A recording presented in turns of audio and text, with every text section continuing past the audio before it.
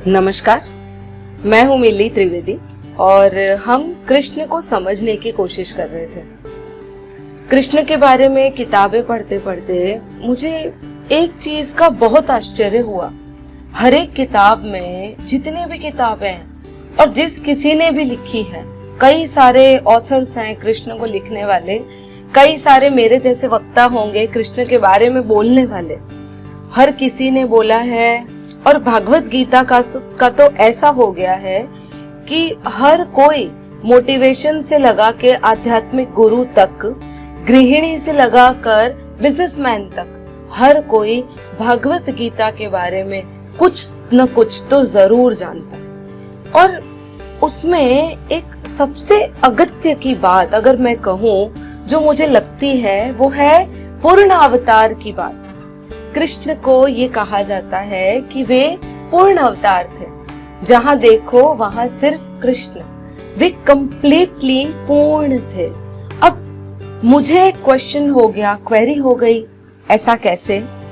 इसके साथ में मैंने मेरे हस्बैंड से चर्चा की कि आप क्या सोचते हैं कृष्ण के बारे में। सिंपल सा हमारा कन्वर्सेशन ऑलमोस्ट एवरी डे कुछ न कुछ होता रहता है, स्पेशली जिस टाइप के मैं वीडियोस बना रही हूँ उसके ऊपर, थोड़ी बहुत फैमिली मैटर्स पर और थोड़ा बहुत वर्किंग एनवायरनमेंट के ऊपर। अब ये जो है टॉपिक, इस टॉपिक को लेकर मैं थोड़ी सी कंफ्यूज जरूर थी और मैंने उनसे पूछा कि आप क्या समझते हैं। सडनली उन्होंने जवाब दिया सब रस। अब सब रस ये शब्द मुझे बड़ा पसंद आ गया, बहुत सटीक शब्द है ये सब रस, जिसमें सारे रस एक साथ आ जाता है। अगर साइंटिफिक लैंग्वेज में हम बात करें तो समुद्र को जानना हो, अगर हम जानना चाहते हैं तो उसमें से कुछ बूंदे ले लेते हैं, उसका एनालिसिस करते हैं और ऑलमोस्ट हम सारी चीजें समुद्र के पानी के बारे में, समुद्र के बारे में बता सकते हैं। सिमिलरली वैसा ही होता है कि हम किसी व्यक्ति के साथ 10-15 दिन, महीना, साल भर जैसा रह लेते हैं, हम करीब करीब उस व्यक्ति के बारे में अधिकतर चीजें बता सकते हैं। ऑलमोस्ट 80-85% हम वो चीजें बता सकते हैं।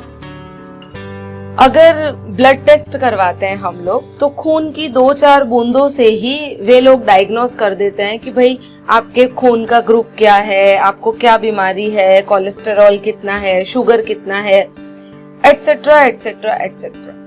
तो ये चीजें हैं जो 2-4 बूंदों से जान सकते हैं। पर कृष्ण जो है ना, उसकी एक बूंद देखेंगे तो हमें मीठी लगेगी, दूसरी बूंद जो है वो खारी लग सकती है हमें, तीसरी बूंद कड़वी लग सकती है, चौथी बूंद में वीर रस दिखेगा आपको, योद्धा दिखेंगे, पांचवी बूंद में कहीं प्रेम दिखेगा, छठी बूंद में नटखट बालक दिखेगा। और देखते देखते देखते हर वो चीज जो एक दूसरे से विपरीत है वो कृष्ण के आयाम में परिपूर्ण होती हुई दिखती है। मुझे काफी बार क्वेश्चन होता है कि ऐसा व्यक्तित्व तो कैसा हो सकता है जिसमें सारी चीजें आ जाती हो, पर फिर बाद में रियलाइज होता है ये व्यक्तित्व नहीं है, ये अस्तित्व है जो सिर्फ होना होता है। बस व्यक्तित्व या चरित्र हम उसे कहेंगे जो कहीं ना कहीं किसी एक चीज को पकड़ लेता है और फिर सिर्फ उसी को फॉलो करता जाता है और वही बताता जाता है। पर कृष्ण का ऐसा नहीं था। कृष्ण सब कुछ थे, सब कुछ। हम उन्हें बुरा नहीं बोल सकते, हम उन्हें अच्छा भी नहीं बोल सकते। अच्छे में वो सबसे अच्छे हैं और बुरे में वे सबसे बुरे हैं। हम उनके बारे में प्रेडिक्ट नहीं कर सकते कि वे क्या करेंगे। और सबसे ज्यादा मुश्किल बात तो ये है कि इनकी जब मृत्यु होती है ना, वो भी बहुत सहज और स्वाभाविक मृत्यु हो जाती है। कोई प्रेडिक्ट नहीं करेगा। इतना बड़ा राजा जिसकी इतनी रानियां हैं, जो काफी सारे युद्धों के प्रणेता जिसको कहा जाता है, और वो व्यक्ति सिंपल सा पेड़ के नीचे बैठकर विश्राम की अवस्था में हो और जरा सा पैरों में तीर लगने से उसकी मृत्यु हो जाए, ये भी बहुत अनप्रेडिक्टेड चीज लगती है हमें। जैसे कृष्ण का पूरा जीवन है, मैं चरित्र तो नहीं कहूंगी क्योंकि जीवन में चरित्र नहीं है, इनका जीवन अस्तित्वगत है। तो ये जो पूरा अस्तित्व है इनका, वो पूरा ही अस्तित्व एक दूसरे के ऑपोजिट पोलैरिटीज रिप्रेजेंट करता है। ये समझना बहुत मुश्किल है, पर अगर हम इस प्रकृति को समझने की कोशिश करते हैं तब हम सही में कृष्ण को पूर्ण अवतार कह सकते हैं। चलिए एक कहानी बताती हूँ मैं कबीर की। होता ऐसा है कि कबीर के वहां पर जो भी लोग आते थे उनके पास बैठते थे, तो कबीर की इन जनरल एक आदत रहती थी कि वे लोगों से ये कह देते थे कि आइए बैठिए, खाना खा ही लीजिएगा। अब हर कोई अगर खाना खाने का आग्रह किया है तो हर कोई बैठ ही जाएगा उनके पास, और खाना खा के जाते थे वे लोग। अब कबीर कुछ इतना पैसे वाले व्यक्ति नहीं थे, तो काफी बार उन्हें उधार करना पड़ता था। अब उनके जो बेटे थे वे उधारी से कंटाल गए थे, और गांव में करीब करीब ऐसा हो गया था कि हर कोई कबीर को जानता था और सबको ये पता था कि अगर वहां उधार दिया है तो वापस आएगा नहीं। अब कबीर के बेटे ने एक बार गुस्से में कह दिया कि आप सबको खाना खाने के लिए मत बोला कीजिए। कबीर ने कहा ठीक है, नहीं मुंह में आएगा तो नहीं बोलूंगा। फिर से दूसरे दिन लोग आए और उन्होंने खाना खाने का न्योता दे दिया उनको कि भाई खा के ही जाना मेरे घर पर। तो अब बेटा और तिल मिलाए, जैसे तैसे खाना तो खिलाया, जो उनके लायक था वही खिला दिया, खुद भूखे रहे। रात को बेटे को लगता है आज तो मेरे पिताजी को मैं सीधा कर दूंगा।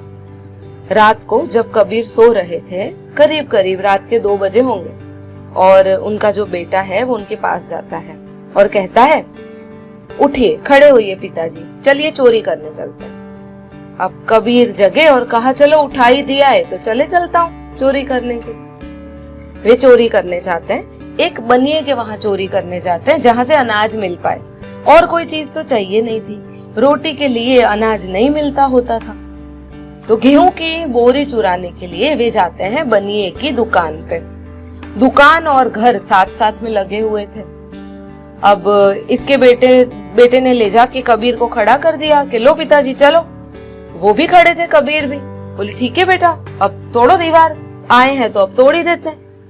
बेटा सोचे और घबराए कि यार मैं तो सोच रहा था ये तो साधु है मेरा पिता, और ये इस तरह से कैसे, चलो तोड़ ही देता हूँ, कभी तो रोकेंगे मुझे। कबीर के बेटे ने दीवार भी आधी अधूरी तोड़ी, थोड़ा एक इंसान जा सके, बोरी बाहर निकाल सके उतना छेद किया। कबीर ने कहा थोड़ा ढंग से कर, बोरी कैसे बाहर लाएगा, थोड़ा और बड़ा कर, पर देख आवाज कम होनी चाहिए, मालिक नहीं जगने चाहिए। बेटे को लगा ये मेरे पिताजी को अचानक क्या हो गया, ये तो बड़े साधु बनते फिरते, चोरी कर लेंगे। आखिर में थोड़ा बड़ा छेद किया, कम आवाज करके। ये दोनों अंदर गए, गेहूं का बोरा उठाया और बाहर ले आए। अब रात को 2 बजे उन्होंने 2 बजे जगे थे, करीब करीब 2:30 के करीब उन्होंने काम शुरू किया होगा। भोर हो गई, सुबह हो गई। अब सुबह होते ही कबीर ने कहा चलो अब सुबह हो गई है, अब ये जो बनिए है ना, इनको मकान मालिक को, जो दुकान का मालिक है उसे जगा देता हूँ, कह देता हूँ भाई तोड़ी तो है दुकान, गेहूं का बोरा लिया है अंदर से, और कुछ नहीं लिया क्योंकि और कुछ चाहिए नहीं था। अब बेटा पछता है, बोले फिर चोरी क्यों किया आपने, अगर जाके बताना था। तो कबीर ने कहा अरे हमने लिया है, राम ने लिया, राम को तो बताना पड़ेगा कि एक राम दूसरे राम से चीजें ले गया। अब बेटा और चिंता में, कह रहे करे क्या। उसने पिताजी को बोला कि अरे पिताजी आप अगर वहां कहेंगे तो पूरे गांव में बदनामी हो जाएगी कि बड़ा साधु बनता फिरता है, चोरी कर ले। कबीर ने कहा तो अच्छी बात है ना, और टेंशन गई, न लोग आएंगे मिलने, न बात होगी, न मैं बोलूंगा कि तुम खाओ और खा के जाओ, अपने तो जो होगा चल जाएगा, पर कोई आएगा तो मैं खाना खिलाए बिना तो भेज नहीं सकता। आप इस कहानी से समझो, आप क्या समझोगे, वे साधु तो है, सुबह होते ही वो बनिए को बोलने जा रहे हैं कि ज्यादा टेंशन मत करना, सिर्फ गेहूं का बोरा लिया है, और रात को चोरी करने चले गए। मतलब एक तो उनका व्यक्तित्व साधु जैसा है और दूसरा चोरी तो की। दोनों ही व्यक्तित्व एकदम सही और पूरे के पूरे। आप कैसे कहेंगे कि कबीर चोर है या कबीर साधु है? नहीं कह सकते। कृष्ण ने तो ऐसे कई आयामों को छुआ है। अगर वे गोपियों के साथ थे, प्रेमी के स्वरूप में थे, तो प्रेमी बन गए थे। इसमें कृष्ण का कोई हाथ नहीं था। गोपी जो चाहती थी उन्होंने वो किया। अगर राधा के साथ थे तो बिल्कुल राधामय हो जाते थे। कृष्ण का कोई दोष नहीं था। राधा जैसा चाहती थी वैसा करते थे। कंस के पास गए, कंस ने जो चाहा वो किया। जरासंध के पास थे, उसने जो चाहा वो किया। कौरव के पास थे, कौरव के पास गए, उन्होंने जो चाहा वो किया। पांडवों के साथ गए, पांडवों ने जो चाहा वो किया। खुद की इनकी कोई ऐसी स्टैंडर्ड पर्सनालिटी नहीं थी जिस पर हम ये कह सकें कि इन्होंने इसी एक चीज को फॉलो किया है या यही ये है। कृष्ण मतलब ये, कृष्ण मतलब प्रेम तो नहीं, कृष्ण मतलब युद्ध भी बोल सकते हैं। कृष्ण मतलब चोर तो सिर्फ चोर नहीं, कृष्ण मतलब दानी भी बोल सकते हैं। कृष्ण मतलब मित्र तो सिर्फ मित्र नहीं, कृष्ण मतलब शत्रु भी बोल सकते हैं। ऐसा कुछ भी नहीं है इनमें कि हम पूरी तरह से डिफाइन कर पाए। गुलाब के अगर पौधे को देखेंगे, गुलाब का फूल, तो वह सिर्फ गुलाब है, वो चमेली नहीं हो सकता। पर कृष्ण को जिसने जिस दृष्टि से देखा उसे वह वैसे दिखे, बिल्कुल सब रस की तरह। हर एक रस उनमें समाये और हर एक रस जब प्रदीप्त होता था, जब बाहर आता था, जब दिखता था, तब वह बिल्कुल ही रसों के राजा की तरह होता था।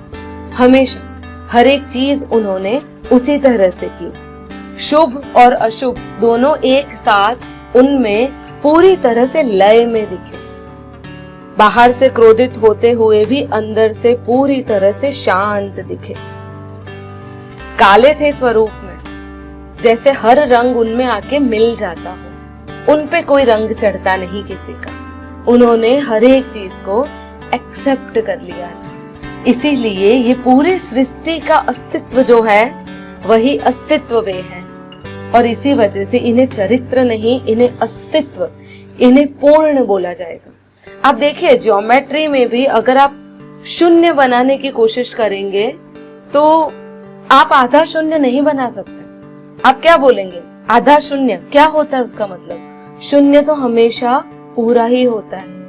और पूर्ण का मतलब हमने ईशावास्य में भी देखा था। पूर्ण अर्थात शून्य, और शून्य का सीधा सा मतलब होता है पूर्ण। अगर नंबर आ जाएंगे 1 2 3 4 तो वो फिर डिवीजन हो गया। अगेन जब वापस 0 पे आता है, वापस शून्य पे आता है, तभी ये चीज पूर्ण बन जाती है।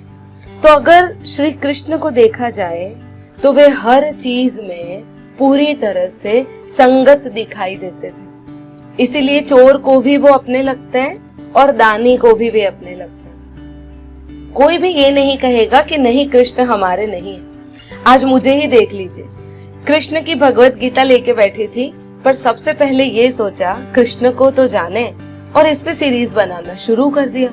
कृष्ण पे सीरीज बनानी थी भगवत गीता। तो बात यही है, इनका व्यक्तित्व या इनका अस्तित्व जो है इतना आकर्षक है कि आप सिर्फ इनके बारे में बोलते ही जाएंगे। एक कहानी मुझे कृष्ण से संलग्न याद आती है। जब कृष्ण विदुर जी के वहां गए थे और विदुर जी ने उन्हें खाना खाने के लिए बोला था, तब उनकी पत्नी इतनी भाव विभोर हो गई थी कि केले उनको अर्पण किए। पर कैसे? तो उन्होंने केले का जो गर होता है ना, फल अंदर का, वो तो खुद खा लिया और जो छिलका है वो छिलका कृष्ण को दिया। और आप मानोगे कि कृष्ण ने वो छिलके भी उसी तरह से खाए जैसे वह गर खाते, जैसे वे फल को खाते, बिल्कुल उस तरह से खाए। कृष्ण की यहाँ पर भी कोई ऐसी चीज नहीं थी कि वे किसी चीज को अपोज करें। उन्होंने हर एक चीज को एक्सेप्ट किया। वे किसी भी चीज के लिए असंगतता नहीं दिखाते थे।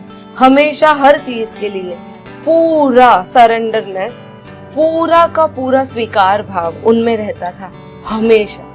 और इसी वजह से कृष्ण को पूर्ण अवतार कहना गलत नहीं है। कृष्ण ही पूर्ण अवतार है और शायद उनके जैसा न कोई हुआ न कभी कोई होगा।